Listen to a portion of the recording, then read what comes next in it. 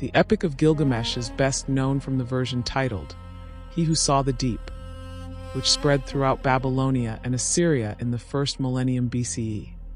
However, we know today that this version is actually a revision of much older texts.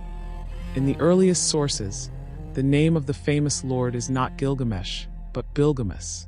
5 original Sumerian poems about Bilgames, dating back to the 21st century BCE, were copied by students in Babylonian schools 300 years later, in the 18th century BCE.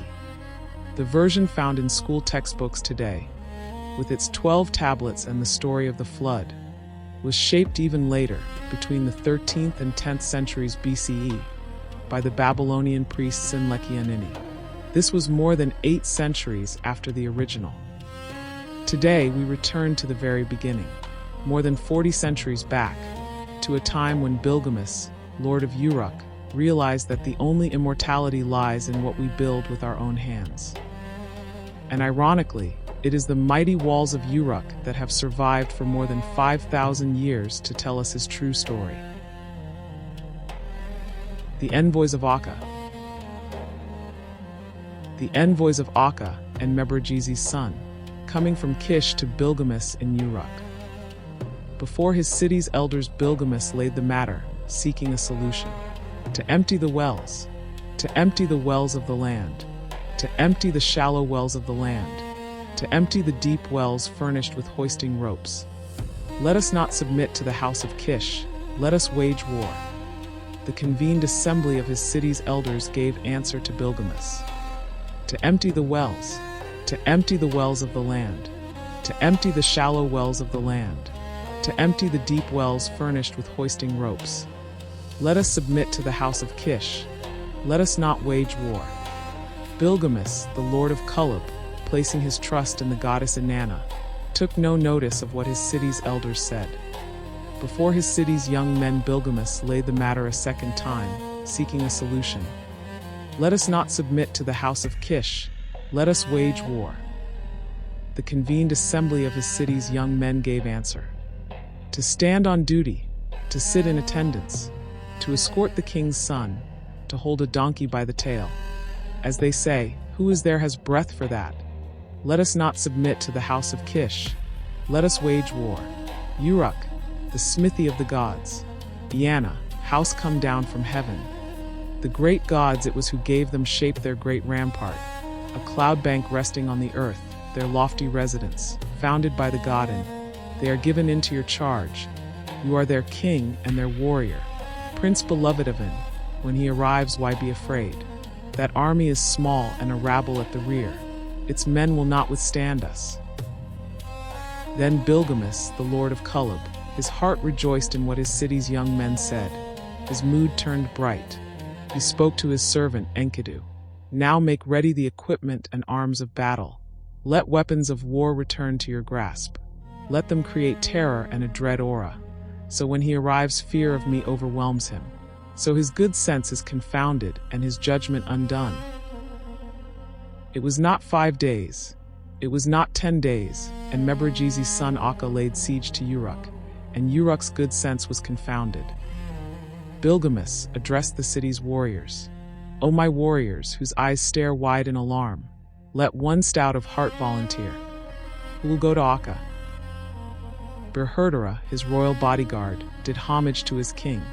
My lord, I will go to Akka, so his good sense is confounded and his judgment undone. Hurrah went forth from the city gate. As Hurrah passed through the city gate, in the city's gateway he was taken captive. They battered Hurrah from head to toe. He came into the presence of Akka. He addressed Akka. He had not finished speaking when the steward of Uruk climbed up on the wall and raised his head on the rampart.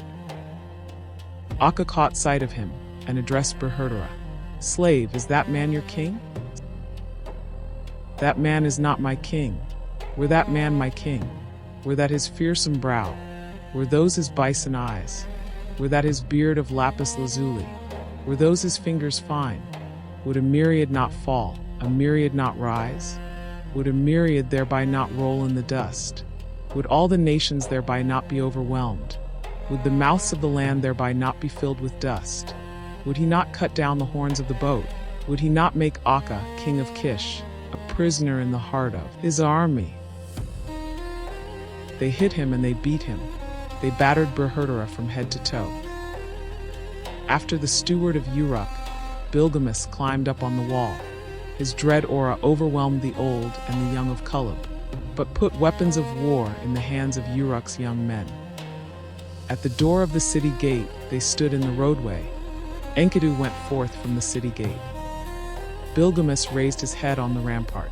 Looking up, Akka caught sight of him. "Slave, is that man your king?" "That man is indeed my king." And it was just as he had said. A myriad did fall, a myriad did rise, a myriad did thereby roll in the dust. All the nations were thereby overwhelmed. The mouths of the land were thereby filled with dust. He cut down the horns of the boat. In the midst of his army, he took prisoner Akka, king of Kish. Bilgames, the lord of Kulub, addressed Akka. "Akka, my lieutenant, my captain, commander, my general, my field marshal. Akka, you gave me breath, you gave me life. You took to your bosom a man on the run. Akka, a runaway bird you sated with grain." Akka answered, "Uruk, the smithy of the gods, its great rampart, a cloud bank resting on the earth, its lofty residence, founded by the god and are given into your charge. Repay me my favor." Bilgames said, "Before the sun god I hereby repay you the favor of old."